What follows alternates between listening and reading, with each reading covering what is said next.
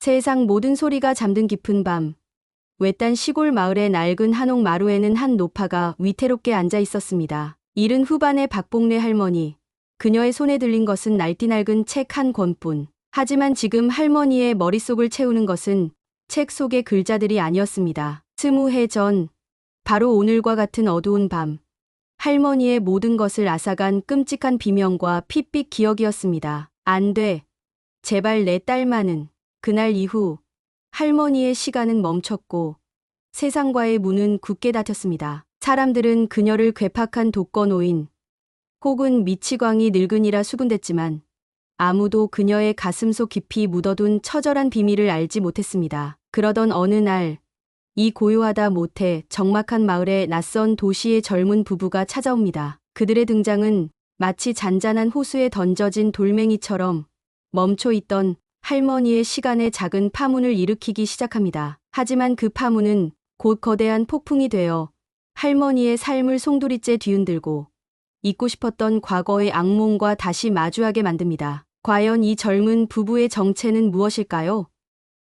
그리고 할머니가 필사적으로 숨겨왔던 20해 전 그날의 끔찍한 진실은 무엇일까요? 지금부터 한 노인의 처절한 고독과 숨겨진 진실, 그리고 눈물 없이는 들을 수 없는 충격적인 반전이 시작됩니다. 고요한 새벽 안개가 채 가시지 않은 이른 아침, 박복래 할머니는 오늘도 어김없이 마루에 홀로 앉아 먼 산을 바라봅니다. 산자락을 휘감아 도는 물안개가 마치 할머니의 마음속 깊은 곳에 숨겨진 이야기들처럼 아련하게 피어오르고 있었습니다. 70 후반의 세월이 켜켜이 내려앉은 할머니의 얼굴에는 깊은 시름과 함께 오랜 풍파 속에서도 잃지 않은 듯한 알 수 없는 품위가 서려 있었죠. 할머니의 거친 손에는 빛바랜 낡은 책 한 권이 소중하게 들려 있었습니다. 표지는 달아해지고 책장은 금방이라도 부스러질 듯 얇아져 있었지만 그 안에는 젊은 시절 아이들의 초롱초롱한 눈망울을 마주하며 지혜와 사랑을 나누던 교사 시절의 빛나는 추억들이 고스란히 담겨 있을 터였습니다. 어쩌면 저 책은 할머니의 가장 오랜 벗이자 세상 누구에게도 털어놓지 못한 말 못할 사연들을 묵묵히 들어주는 비밀스러운 상자일지도 모르겠습니다. 책장을 넘기는 소리마저 숨을 죽인 듯 고요한 새벽. 마당의 늙은 감나무 가지 사이로 새벽별이 희미하게 빛을 잃어갈 무렵. 문득 20해 전 바로 그날의 아픈 기억이 매서운 겨울바람처럼 할머니의 가슴을 핥히고 지나갈 때면 할머니는 가만히 책을 덮고 마당으로 향합니다. 마치 도망치듯 혹은 무언가를 확인하려는 듯 다급한 발걸음입니다. 마당 한 구석, 세월의 무게를 이기지 못한 채 비스듬히 기울어진 낡은 풍금 한 대가 그림자처럼 서 있습니다. 한때는 아이들의 맑고 청아한 노랫소리와 함께 온 마을의 아름다운 곡조를 울려 퍼지게 했던 풍금이었지만 지금은 뽀얀 먼지만이 그 위를 덮고 있을 뿐 그 시절의 영광은 찾아볼 길이 없습니다. 할머니는 풍금 덮개를 아주 조심스럽게 열어봅니다. 마치 깨지기 쉬운 유리그릇을 다루듯 혹은 아주 소중한 보물을 대하듯 말입니다. 빛바랜 건반 위에 쭈글쭈글한 주름이 가득한 손을 가만히 올려봅니다. 차가운 상아, 건반의 감촉 너머로 까르르 웃던 딸아이의 해맑은 얼굴, 조그만 손으로 건반을 누르던 사랑스러운 모습, 그리고 함께 불렀던 노래들이 아련하게 스쳐 지나가는 듯했습니다. 하지만 그 애틋한 추억도 잠시 할머니는 이내 말없이 손을 거두고 맙니다. 더 이상 그 시절의 노래를, 그 시절의 기쁨과 슬픔을 연주할 용기가 할머니에게는 남아있지 않은 까닭이겠지요. 풍금은 그저 지난 세월의 아픔만을 간직한 채 말 못하는 증인처럼 그 자리를 지키고 있을 뿐입니다. 마을 사람들은 박복래 할머니를 두고 괴팍하고 외로운 늙은이라 수군대곤 합니다. 그 영감, 성질 한번 대단혀. 인사 한번 제대로 받는 법이 없다니까. 쯧쯧. 자식도 없이 홀로 저리 사니 오죽하겠어. 틀린 말은 아닐 겁니다. 할머니 스스로도 그렇게 생각할 때가 많았으니까요. 하지만 할머니라고 처음부터 세상과 등을 진 채 살아온 것은 아니었습니다. 젊은 시절 할머니는 이 작은 시골 마을의 유일한 초등학교 교사였습니다. 아이들의 해맑은 웃음소리가 세상 그 어떤 음악보다 아름다웠고 자신이 알고 있는 모든 지혜와 따스한 사랑을 아이들에게 아낌없이 나눠주고 싶었던 열정 넘치던 시절이 분명 있었습니다. 밤늦도록 호롱불 아래서 아이들의 숙제를 봐주고 삐뚤빼뚤한 글씨로 쓴 아이들의 편지를 읽으며 눈물 짓던 그런 날들이 있었습니다. 하지만 그 찬란했던 꿈은, 그 소박했던 행복은 오래가지 못했습니다. 할머니의 모든 것을 한순간에 앗아간 그 끔찍했던 사고 이후로 할머니의 시간은 멈춰버렸고 세상과 소통하는 마음의 문 또한 녹슨 자물쇠처럼 굳게 닫아버린 지 오래입니다. 그 후로 할머니는 마치 섬처럼 외로이 홀로 살아왔습니다. 오늘도 해는 어김없이 동쪽 산마루를 붉게 물들이며 장엄하게 떠오르고 할머니는 익숙한 손놀림으로 작은 텃밭의 채소들을 살핍니다. 밤새 이슬을 머금은 상추와 아삭한 오이, 탐스럽게 익어가는 토마토는 할머니의 유일한 낙이자 소일거리입니다. 마당 한 구석, 할머니의 정성으로 곱게 피어난 봉숭아, 채송화, 맨드라미 꽃들에게 정성스레 물을 주는 할머니의 모습은 마치 그 꽃들과 조용히 대화를 나누는 듯 보입니다. 매일 반복되는 단조롭고 고요한 일상이지만 오늘은 어쩐지 조금 다른 기운이 감도는 아침입니다. 늘 닫혀있던 대문 틈 사이로 낯선 소리가 새어들어오고 고요하던 마을길이 평소와는 다르게 부산스러운 느낌입니다. 마치 오랫동안 멈춰있던 할머니의 시간의 작은 파문이라도 일으키려는 듯 마을 어귀 쪽에서 낯선 자동차 엔진 소리가 점점 더 가까이 그리고 선명하게 들려오는 것이었습니다. 그 소리의 정체는 도시의 삭막한 생활에 지쳐 귀농을 결심한 젊은 부부 강지훈 씨와 최은아 씨였습니다. 그들은 지도에도 잘 나오지 않는 이 외딴 시골 마을까지 찾아오느라 꽤나 애를 먹은 듯했습니다. 짐을 가득 실은 낡은 트럭 한 대가 조심스럽게 마을의 좁은 길로 들어섰고 곧이어 젊은 부부는 설렘과 약간의 긴장이 교차하는 표정으로 차에서 내렸습니다. 드디어 도착했다. 여기가 우리가 앞으로 살아갈 곳이야. 은하야. 공기 정말 좋지? 도시의 매캐한 공기와는 비교도 안 돼. 남편 지훈 씨의 목소리에는 새로운 시작에 대한 부푼 기대감이 한껏 담겨 있었지만 아내 은하 씨는 창백한 얼굴로 낯선 시골 풍경을 불안한 기색으로 둘러보았습니다. 그러네. 조용하고 깨끗하긴 한데 생각보다 더 시골 같다. 우리가 여기서 잘 적응할 수 있을까? 아는 사람 하나 없는데. 은하 씨의 목소리에는 새로운 환경에 대한 막연한 두려움이 묻어났습니다. 마침 녹슨 자전거를 타고 지나가던 마을 김 이장님이 낯선 트럭과 젊은 부부를 발견하고는 반갑게 다가와 말을 걸었습니다. 아이고, 젊은 양반들. 먼 길 오시느라 고생 많았소. 내가 이 동네 이장을 맡고 있는 김 이장이요. 첫 보면 알겠지만 이 동네에서 나보다 더 이 동네 속사정을 잘 아는 사람은 없을 것이요. 허허허.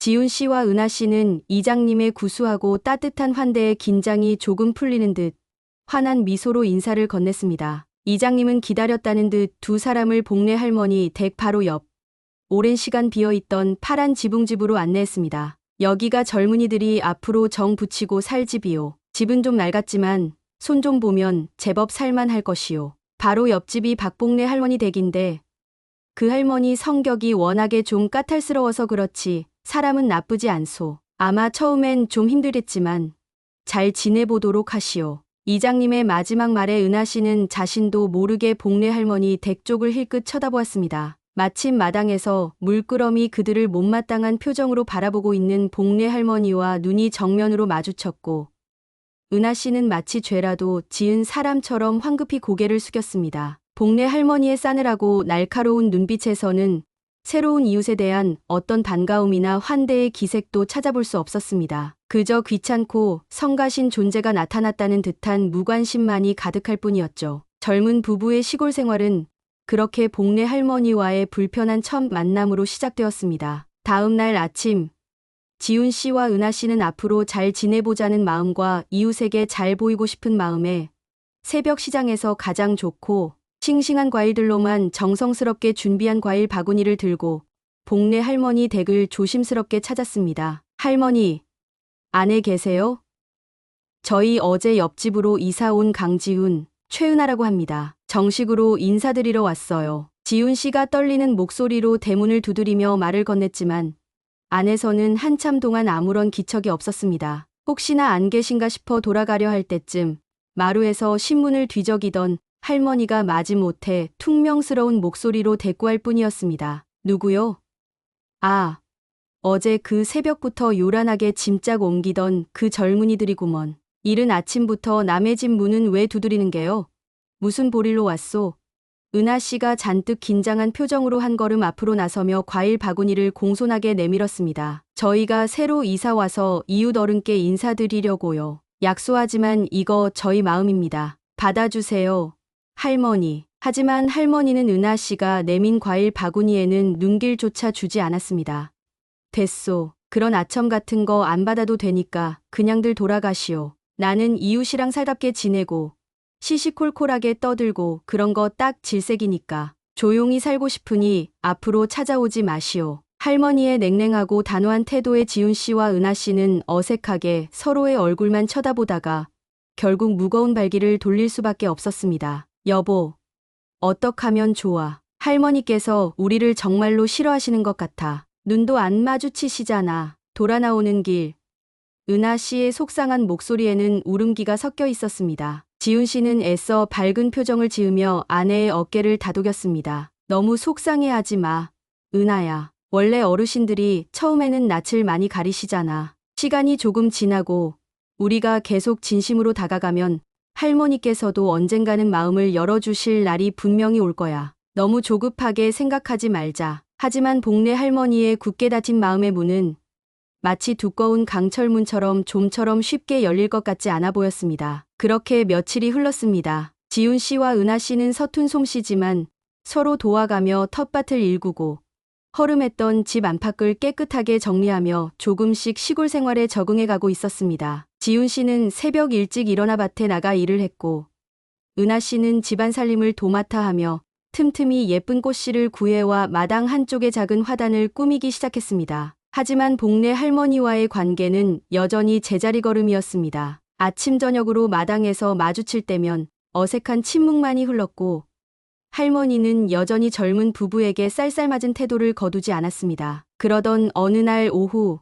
동네 꼬마 아이들 대여섯 명이 지훈 씨네 집 주변을 어슬렁거리기 시작했습니다. 이제 막 초등학교에 들어갈 나이쯤 되어 보이는 아이들은 낯선 도시 사람들에 대한 호기심과 경계심이 뒤섞인 눈빛으로 집 안을 엿보고 있었습니다. 지훈 씨가 아이들의 인기척을 느끼고 마당으로 나가자 아이들은 화들짝 놀라며 슬금슬금 뒷걸음질 쳤습니다. 얘들아, 안녕? 아저씨 집에 뭐 구경할 거라도 있니? 아니면 뭐 맛있는 거라도 줄까? 지훈 씨의 따뜻하고 장난기 넘치는 목소리의 아이들은 금세 경계를 풀고 조르르 달려와 지훈 씨 주변을 에워쌌습니다. 아저씨, 아줌마는 도시에서 왔어요? 진짜로요? 도시는 어때요? 텔레비전에서 보니까 높은 건물이 하늘까지 닿을 것 같던데 정말이에요? 아이들의 순수하고 엉뚱한 질문들이 쏟아졌고 집 안에서 그 모습을 지켜보던 은하 씨도 환하게 웃으며 마당으로 나왔습니다. 어머, 우리 집에 꼬마 손님들이 많이 왔네? 너희들 이름이 뭐니? 이 동네 사는구나?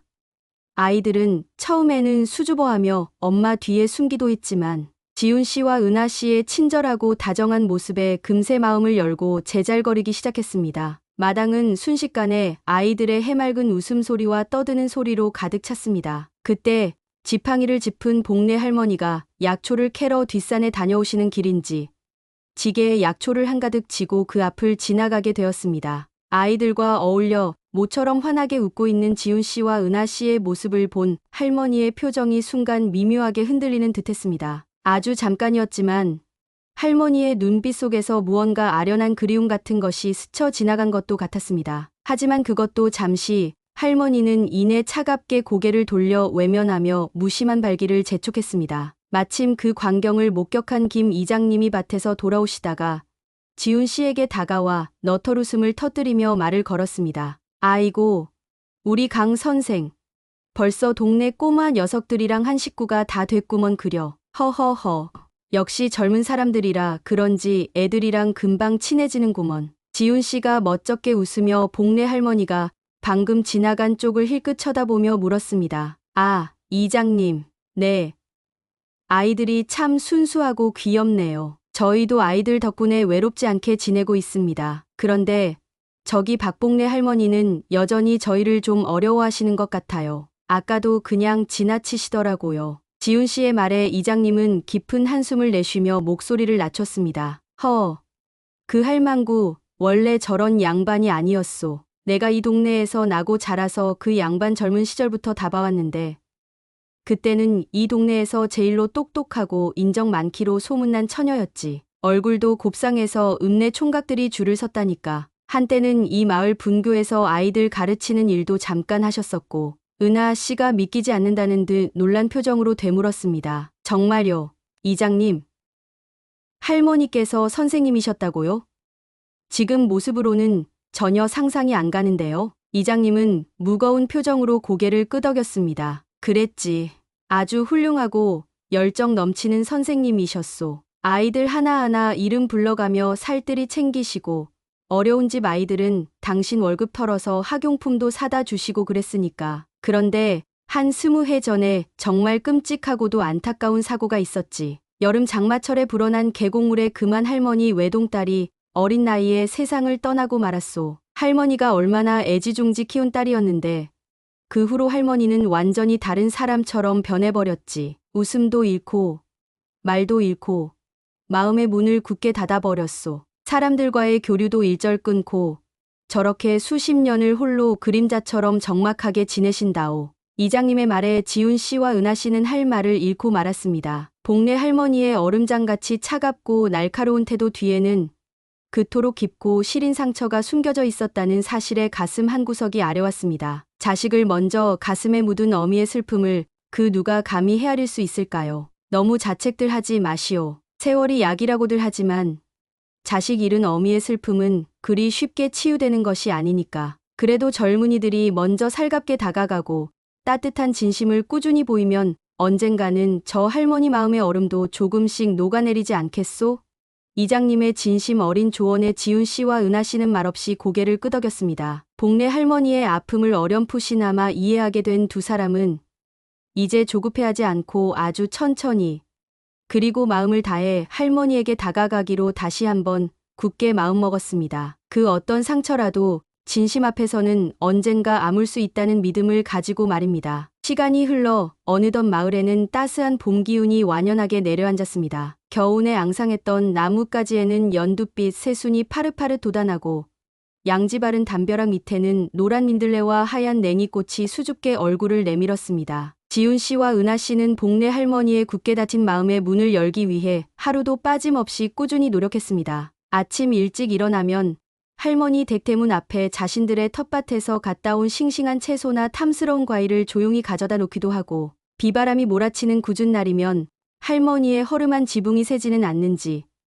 낡은 창문이 바람에 흔들리지는 않는지 살뜰히 살펴드리기도 했습니다. 처음에는 여전히 아무런 반응도 없이 냉담하기만 했던 할머니도 젊은 부부의 변함없는 관심과 꾸밈없는 진심 어린 행동에 조금씩 마음의 빗장을 푸는 듯했습니다. 아주 가끔이었지만 마당에서 우연히 마주치면 먼저 짧게나마 눈인사를 건네기도 했고 지훈 씨가 끙끙대며 무거운 장작더미를 옮기고 있을 때는 애구 젊은 사람이 그것도 하나 제대로 못 옮기나 비키게 내가 하겠네 하고 핀잔을 주면서도 어느새 다가와 슬쩍 일손을 거들어 주기도 했습니다. 그런 작은 변화들이 지훈 씨와 은하 씨에게는 큰 기쁨이자 희망이었습니다. 그러던 어느 화창하고 따스한 봄날 오후였습니다. 동네 개구쟁이 아이들이 복례 할머니 댁 높은 담벼락 너머로 무언가를 열심히 들여다보며 저희끼리 소곤거리고 있었습니다. 와, 저기 봐.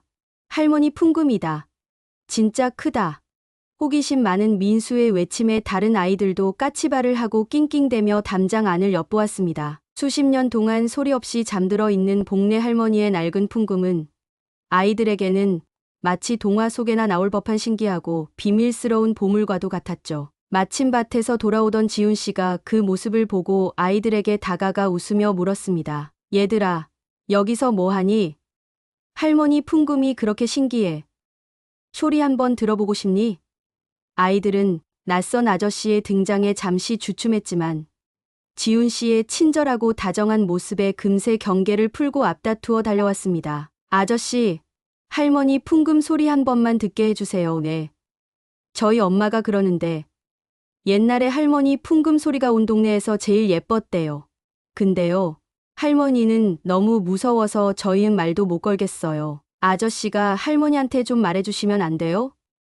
아이들의 간절하고 초롱초롱한 눈빛에 지훈 씨는 잠시 난감한 표정을 지었지만 이내 아이들의 순수한 마음에 감동하여 좋은 생각이 떠오른 듯 장난스럽게 윙크를 하며 미소를 지었습니다. 그날 오후 지훈 씨와 은하 씨는 동네 아이들과 함께 작은 계획을 비밀스럽게 세웠습니다. 아이들은 저마다 고사리보다 작은 손으로 서툴지만 정성스럽게 색색의 종이꽃을 접었고 지훈 씨는 할머니가 가장 좋아하는 연보라색 들국화를 마당 한가득 피어있는 곳에서 한 알음 꺾어왔습니다. 그리고 음식 솜씨 좋은 은하 씨는 향긋한 봄쑥을 넣어 할머니가 평소 즐겨 드시는 맛있는 쑥개떡을 푸짐하게 만들었죠. 모든 준비를 마친 그들은 마치 중요한 작전이라도 수행하는 것처럼 두근거리는 마음으로 조심스럽게 복례 할머니 댁 대문을 두드렸습니다. 할머니, 저희예요. 지훈이랑 은하, 그리고 아이들도 같이 왔어요. 잠깐 들어가도 될까요? 한참 만에야 삐걱 소리를 내며 열린 대문 뒤로 복례 할머니가 평소보다 조금은 누그러진 그러나 여전히 의아한 표정으로 서 있었습니다. 마당에 옹기종기 모여있는 아이들과 지훈 씨 부부를 본 할머니는 잠시 당황한 듯했지만 이내 특유의 무뚝뚝한 목소리로 물었습니다. 이놈들, 또 무슨 사고를 치려고 여기까지 몰려왔느냐? 그리고 자네들은 또 무슨 일인가? 그때 가장 나이가 많은 민수가 용기를 내어 할머니 앞으로 한 걸음 다가섰습니다. 할머니, 저희가요. 할머니 드리려고 예쁜 꽃 만들었어요. 그리고 이건 지훈이 아저씨가 할머니 좋아하신다고 꺾어온 들국화예요. 아이들이 저마다 서툰 솜씨로 만든 종이꽃과 향긋한 들국화 한 다발을 수줍게 내밀자 할머니의 눈빛이 아주 살짝 흔들렸습니다. 특히 연보라색 들국화는 아주 오래전 세상을 떠난 할머니의 외동딸이 살아생전 가장 좋아했던 꽃이었기 때문입니다. 할머니의 가슴속 깊은 곳에 묻어두었던 아련한 슬픔과 그리움이 잔잔한 물결처럼 일렁이는 듯했습니다. 은하 씨도 따뜻한 김이 모락모락 피어오르는 쑥개떡이 담긴 접시를 조심스럽게 내밀었습니다. 할머니, 제가 오늘 아침에 뒷산에서 캔 향긋한 쑥으로 쑥개떡 좀 만들어봤어요. 할머니께서 쑥개떡 좋아하신다고 이장님께 들었거든요. 시장 것보다 맛은 없을지 몰라도 정성은 가득 담았으니 한번 드셔보세요. 복례 할머니는 아무 말 없이 아이들과 지훈 씨 부부를 그저 물끄러미 번갈아 쳐다보았습니다. 얼음장처럼 차갑고 딱딱하게만 보였던 할머니의 얼굴에 아주 희미하지만 따뜻한 온기가 서서히 번져나가는 듯했습니다. 에헴, 딱히 할 일도 없던 참인데 다들 들어오너라. 마당은 넓으니께 할머니의 생각지도 못한 허락에 아이들은 환호성을 지르며 마당으로 폴짝폴짝 뛰어들어갔고 지훈 씨와 은하 씨도 안도의 한숨을 크게 내쉬며 감격스러운 표정으로 그 뒤를 따라 들어갔습니다. 마당 평상에 옹기종기 둘러앉아 은하 씨가 만든 맛있는 쑥개떡을 나눠 먹으며 아이들은 마치 참새처럼 할머니에게 학교에서 있었던 시시콜콜한 이야기들을 앞다투어 제잘거렸습니다. 할머니, 오늘 학교에서 받아쓰기 시험 봤는데 저 100점 맞았어요. 저는요. 오늘 철수랑 싸웠어요. 철수가 자꾸 제 고무줄을 끊어놔서요. 할머니는 여전히 별다른 말 없이 아이들의 이야기를 그저 묵묵히 들어주었지만 예전처럼 쌀쌀맞고 매서운 모습은 아니었습니다. 오히려 아이들의 이야기에 가만히 귀를 기울이는 듯했고 가끔은 아이들의 엉뚱한 말에 저도 모르게 입가에 옅은 미소를 띠기도 했습니다. 그때 가장 수줍음이 많던 영희가 용기를 내어 조심스럽게 할머니에게 물었습니다. 저 할머니 혹시 풍금 소리 한 번만 들려주시면 안 돼요? 저희 엄마가 그러셨는데요. 옛날에 할머니 풍금 소리가 이 세상에서 제일 곱고 예뻤다고 하셨어요. 그 말에 할머니의 표정이 순간 돌처럼 굳어졌습니다. 마당의 즐겁던 분위기도 삽시간에 싸늘하게 식어버렸죠. 풍금은 할머니에게 가장 행복했던 시절의 추억이자 동시에 가장 아픈 기억을 떠올리게 하는 매개체였으니까요. 사랑하는 딸이 살아있을 때 모녀는 늘해 질 여기면 풍금 앞에 나란히 앉아 함께 노래를 불렀습니다. 딸의 맑은 노랫소리와 할머니의 아름다운 풍금 연주가 어우러져 온 마을의 잔잔한 감동을 선사하곤 했었죠. 하지만 딸이 차가운 계곡물에 휩쓸려 허망하게 세상을 떠난 그날 이후 할머니는 단 한 번도 풍금 건반 위에 손을 올린 적이 없었습니다. 풍금은 그저 먼지만 쌓인 채 할머니의 멈춰버린 시간 속에 함께 갇혀 있었던 것입니다. 지훈 씨와 은하 씨는 잔뜩 겁먹은 영희의 얼굴과 싸늘하게 굳어버린 할머니의 표정을 번갈아 보며 어쩔 줄 몰라 했습니다. 괜한 말을 꺼내 분위기를 망친 것 같아 아이들도 모두 고개를 푹 숙이고 눈치만 살폈습니다. 그때 모두의 예상을 깨고 복례 할머니가 조용히 자리에서 일어나 낡은 풍금으로 천천히 다가갔습니다. 그리고 아주 오랫동안 굳게 닫혀있던 풍금 덮개를 떨리는 손으로 열었습니다. 경첩이 녹슬었는지 삐걱거리는 소리가 유난히 크게 들렸습니다. 모두가 숨을 죽이고 할머니의 다음 행동을 긴장된 마음으로 기다렸습니다. 할머니는 떨리는 손가락으로 먼지가 뽀얗게 쌓인 건반 위에 가만히 손을 올렸습니다. 그리고 아주 오랫동안 가슴속 깊은 곳에 묻어두었던, 하지만 단 한순간도 잊을 수 없었던 바로 그 멜로디를 아주 천천히 그리고 조심스럽게 연주하기 시작했습니다. 그것은 할머니의 딸이 세상에서 가장 좋아했던 동요, 바로 섬집 아기였습니다. 풍금 소리는 오랫동안 사용하지 않아 낡고 둔탁했으며 가끔은 불협화음을 내기도 했습니다. 하지만 그 투박한 소리 안에는 할머니의 깊이를 알 수 없는 슬픔과 딸을 향한 애끓는 그리움, 그리고 지금 눈앞에 있는 아이들을 향한 따뜻하고 애틋한 마음이 고스란히 담겨 있었습니다. 아이들은 처음 들어보는 할머니의 풍금 소리에 눈을 동그랗게 뜨고 반짝이며 귀를 기울였고, 지훈 씨와 은하 씨의 눈가에는 어느새 자신들도 모르게 촉촉한 눈물이 방울져 맺혔습니다. 할머니의 풍금 연주는 마치 시간이 멈춘 듯 마당 안의 모든 것을 감싸 안는 듯했습니다. 마침내 마지막 건반 소리가 여운을 남기며 사라지자 마당에는 잠시 무거운 정적이 흘렀습니다. 그리고 곧이어 마치 약속이나 한 것처럼 아이들의 우레와 같은 박수 소리가 터져 나왔습니다. 와! 할머니, 정말 멋져요. 할머니 풍금 소리 진짜 예뻐요. 우리 엄마 말보다 더 예쁜 것 같아요.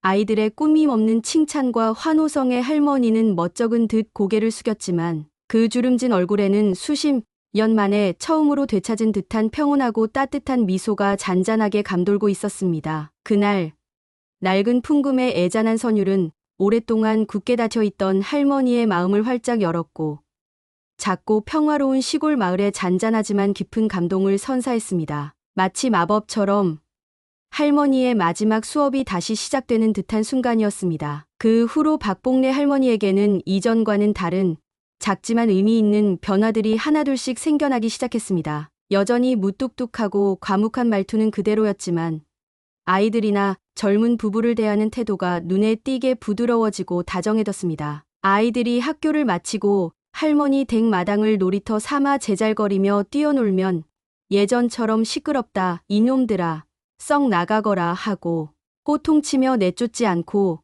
마루에 가만히 앉아 그 모습을 흐뭇한 눈빛으로 바라보거나 때로는 아이들의 이야기에 귀를 기울이며 고개를 끄덕여주기도 했습니다. 가끔은 텃밭에서 막 따온 싱싱하고 달콤한 오이나 빨갛게 잘 익은 토마토를 아이들 손에 한가득 쥐어주며 이거 먹고 떨어져라, 이 말썽꾸러기들아 하고 짐짓 퉁명스럽게 말했지만 그 목소리에는 따뜻한 애정이 듬뿍 담겨 있었습니다. 아이들이 숙제를 하다 모르는 것이 있어 쭈뼛거리며 찾아오면 쯧쯧, 그것도 하나 모르나?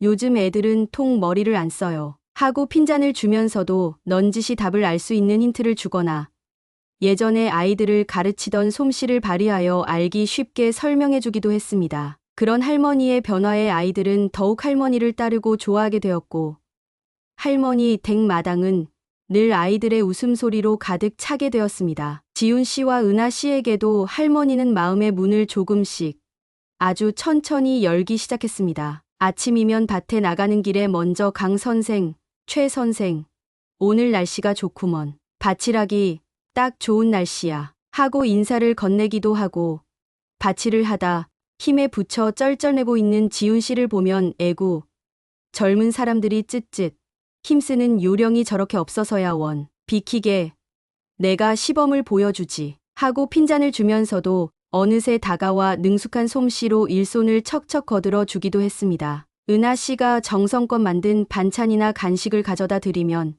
예전처럼 매몰차게 거절하지 않고 맛은 별로 없지만 정성이 갸륵해서 받아주지 하고 짐짓 새침하게 말하면서도 그릇을 깨끗이 비우곤 했습니다. 그런 할머니의 작은 변화 하나하나가 지훈 씨와 은하 씨에게는 커다란 감동이자 보람으로 다가왔습니다. 그러던 어느 날 수십 년 만에 처음으로 마을 회관에서 열린 경로잔치에 복례 할머니가 예쁜 한복을 곱게 차려입고 모습을 드러냈습니다. 평소 마을의 어떤 행사에도 일절 참여하지 않고 집 안에만 칩거했던 할머니의 등장은 마을 사람들 모두에게 그야말로 엄청난 놀라움을 안겨주었습니다. 아니, 저기 박 할머니 아니신가? 내 눈이 잘못된 건가? 세상에, 박 할머니가 경로잔치에 다 오시고 이게 다 무슨 일이래?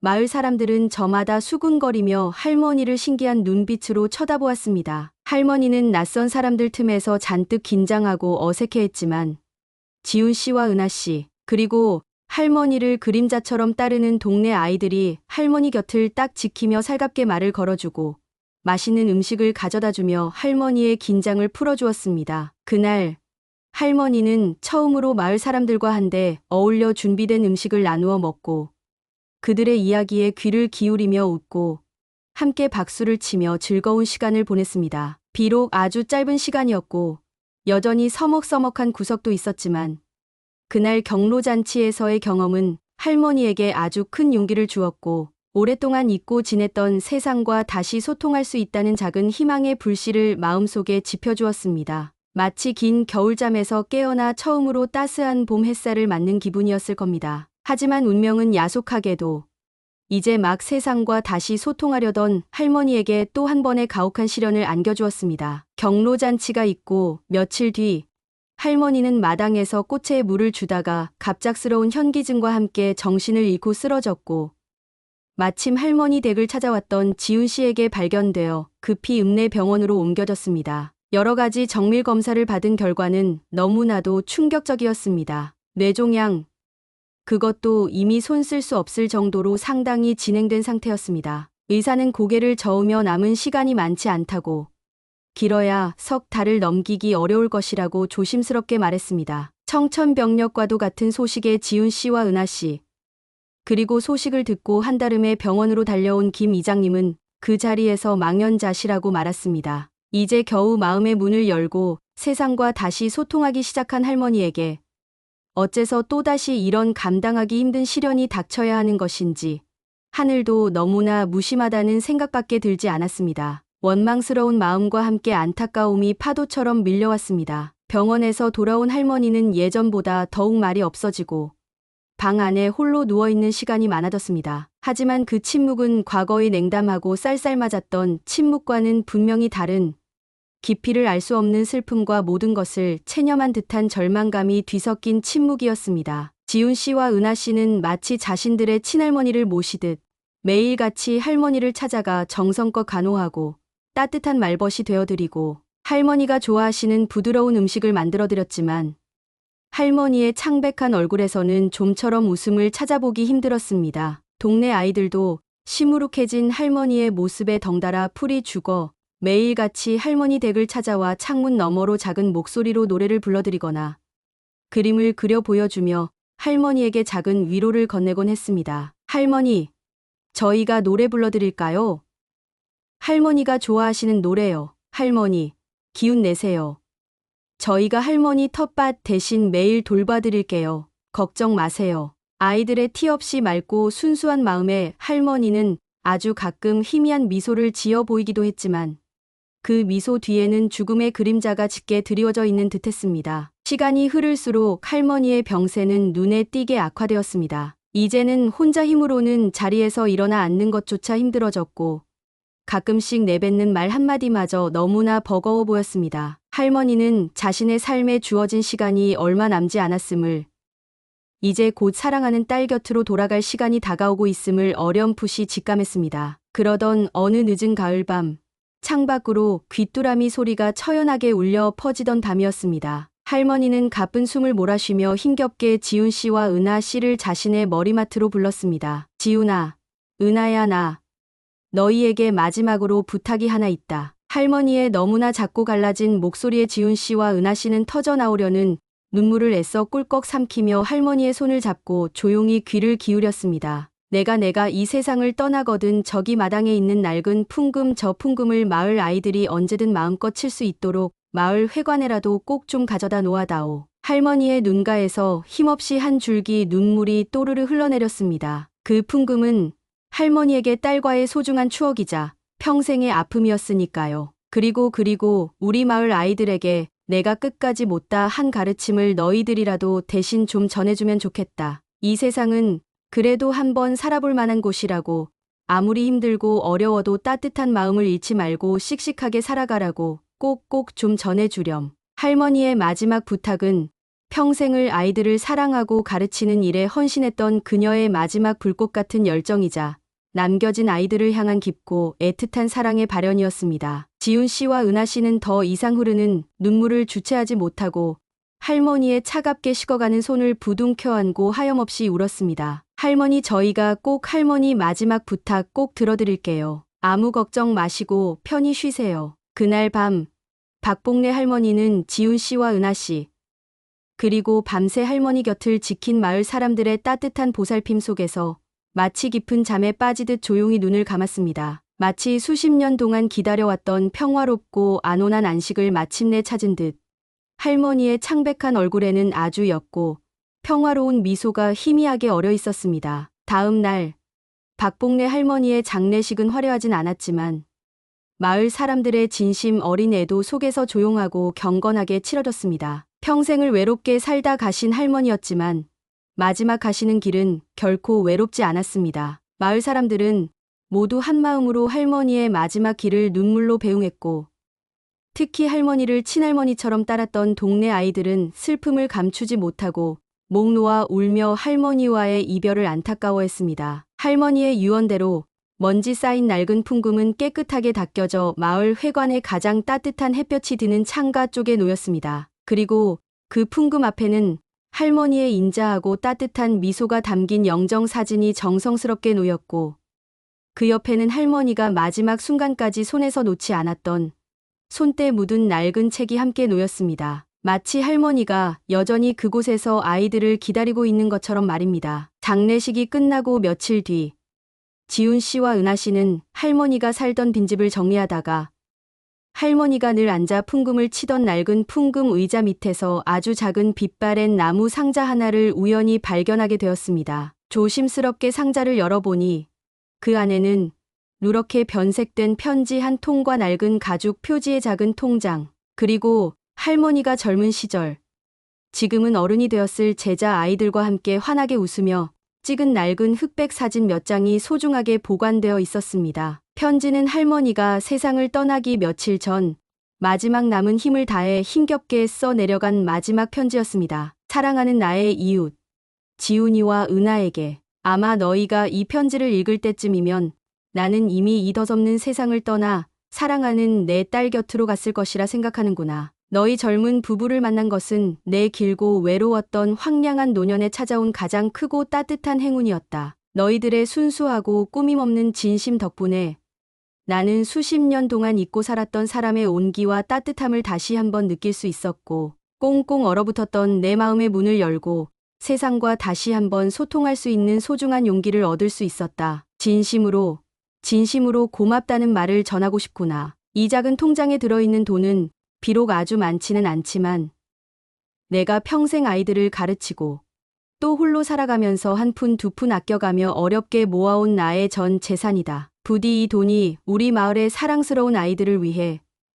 그리고 혹시라도 세상에 어려움을 겪고 있는 다른 아이들을 위해 좋은 곳에 의미 있게 쓰이기를 간절히 바란다. 아이들에게 더 넓은 세상을 보여주고 더 많은 것을 배우고 경험할 수 있도록 도와주렴. 그것이 이 못난 늙은이가 너희에게 남기는 마지막 수업이자 마지막 소원이다. 부디 너희 두 사람 늘 건강하고 서로 아끼고 사랑하며 행복하게 살아가길 두 손 모아 간절히 기도하마. 너희들의 영원한 따뜻한 이웃 박복래가 남긴다. 편지를 읽는 지훈 씨와 은하 씨의 눈에서는 뜨거운 눈물이 쉴 새 없이 하염없이 흘러내렸습니다. 할머니가 남긴 돈은 결코 적지 않은 금액이었습니다. 그 돈은 평생을 검소하고 청빈하게 살아온 할머니의 마지막 사랑이자 아이들의 밝은 미래를 향한 간절하고도 숭고한 염원이 담긴 소중한 유산이었습니다. 지훈 씨와 은하 씨는 할머니의 마지막 고귀한 뜻을 영원히 기리기 위해 마을 사람들과 함께 머리를 맞대고 의논하여 박복래 할머니 장학회를 만들기로 굳게 다짐했습니다. 그리고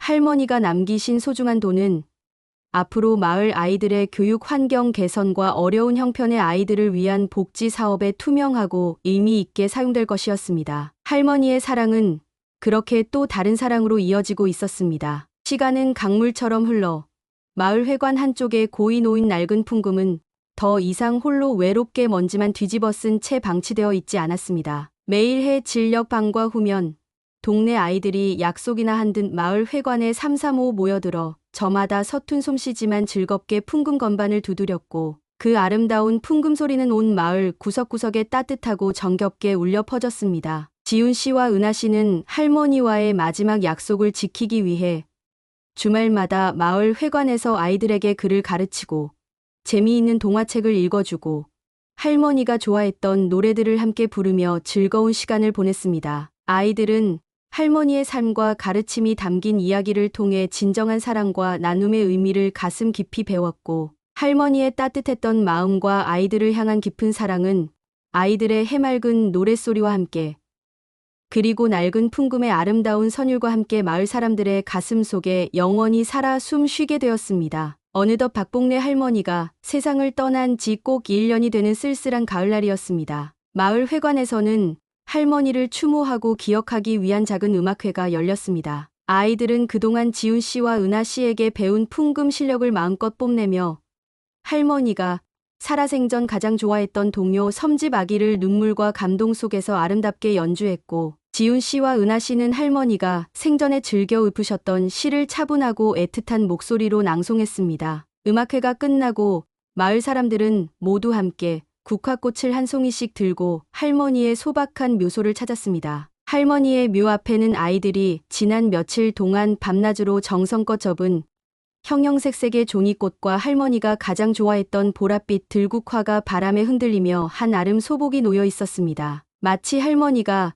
아이들의 정성에 감동하여 환하게 미소 짓고 있는 듯했습니다. 해가 뉘엿뉘엿 서산으로 넘어가고 묘소에는 지훈 씨와 은하 씨 그리고 평생 할머니의 곁을 지켰던 김 이장님만이 남아 조용히 할머니를 추억하며 못다 한 이야기를 나누고 있었습니다. 그때 어디선가 아주 은은하고 맑은 풍금 소리가 가을바람을 타고 들려왔습니다. 마을 회관에서 아이들이 연주하는 섬집 아기 멜로디였습니다. 그 청아하고 아름다운 소리는 마치 하늘나라에 있는 복래 할머니가 아이들의 아름다운 연주를 흐뭇하게 듣고 함께 낮은 목소리로 노래를 부르고 있는 것처럼 따뜻하고 평화롭게 느껴졌습니다. 지훈 씨와 은하 씨는 서로를 가만히 바라보며 말없이 잔잔한 미소를 지었습니다. 박복래 할머니의 마지막 수업은 결코 끝나지 않았습니다. 할머니가 아이들에게 그리고 세상에 남긴 깊고 큰 사랑과 지혜는 저 낡은 풍금의 아름다운 소리를 타고 아이들의 맑고 깨끗한 노랫소리를 타고